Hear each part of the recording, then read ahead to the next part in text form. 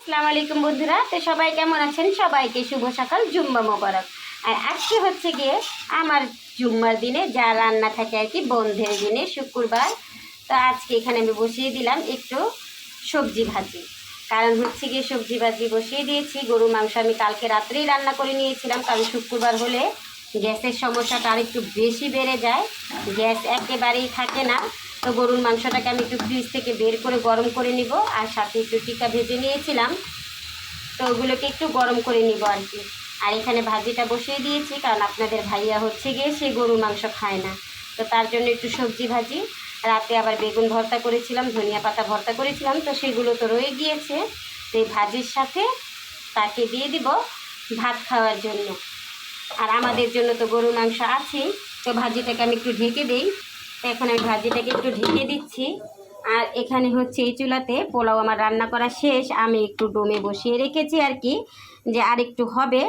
তো এটা একটু মানে আমার পোলাও একেবারে রান্না কমপ্লিট, কিন্তু আরেকটু আমি বসিয়ে রেখেছি। তো এখন আমি এই চুলার আঁচটা একেবারেই কমে গেছে। তো এখন আমি গরু মাংসটাকে গরম বসিয়ে দিব, আর ওই চুলাতে তো আপনাদের ভাইয়ার জন্য ভাজি হয়ে যাচ্ছে, আর আপনাদের ভাইয়ার জন্য ভাতও আমি রান্না করে ফেলেছি। আর এই তো ভাত আমার রান্না কমপ্লিট। আপনাদের ভাইয়ের জন্য এক পট ভাত আমি রান্না করে নিয়েছি, আর রান্না করেছি পাতলা ডাল। ওই যে বললাম না, সে তো গরুর মাংস খায় না। আর সে গরুর মাংস আগে থেকেই খায় না, কোনো অনুষ্ঠানে গেলেও সে গরুর মাংস খায় না, বাসায় তো খায়ই না। হচ্ছে কি আমার মেয়েদের জন্য আর আমার জন্য রান্না করেছিলাম, আর আপনার ভাইয়ার জন্য তো এই যে ভাজি।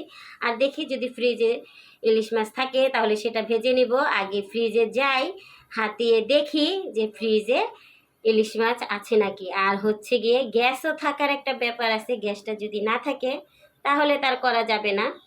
আর এখানে হচ্ছে গিয়ে পাতলা ডাল আমি সকালে রান্না করে বাঘার করে নিয়েছি। এটাকে এখন আমি একটু ঢেকে রাখি। ভাজিতে দেওয়ার জন্য টমেটো আর হচ্ছে গিয়ে ধনিয়া পাতা আর কাঁচামরিচটা আমি ফালি করে রেখেছিলাম, তো কাঁচামরিচটাকে এখন আমি ভাজিতে দিয়ে দিব। তো কাঁচামরিচ ফালিটা আমি এখন ভাজিতে দিয়ে দিচ্ছি।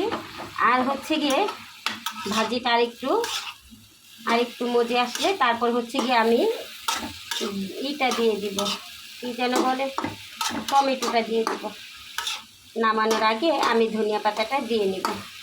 তো ভাজিটা আমি বসিয়ে দিয়েছিলাম, অল্প একটু আদা রসুন দিয়েছি, আর একটু হলুদের গুঁড়া আর ধনিয়ার গুঁড়া দিয়ে বসিয়ে দিয়েছিলাম। তো নামানোর আগে আমি একটু জিরার গুঁড়াও দিয়ে দিব।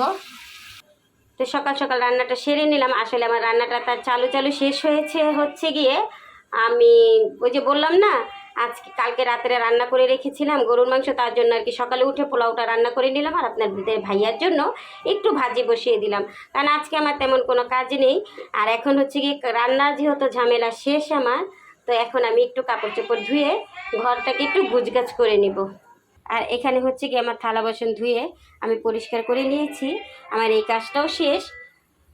বাচ্চাদের জন্য গরম পানি করে রেখেছি এক পাতিলা, বাচ্চাদেরকে গোসল করানোর জন্য। তো পানিটাও গরম আছে, ওদেরকে একজন একজন করে এখন গোসল করতে দিয়ে দিব। তো আল্লাহ হাফিজ বন্ধুরা। তো বন্ধুরা, যদি আপনাদের আমার ভিডিওগুলো বা আমার ব্লগগুলো একটু ভালো লেগে থাকে তাহলে একটা লাইক আর একটা শেয়ার আর একটা কমেন্ট করে ছোটো বোনের পাশে থাকবেন। ছোটো বোন আপনাদের পাশে আছে ইনশাআল্লাহ।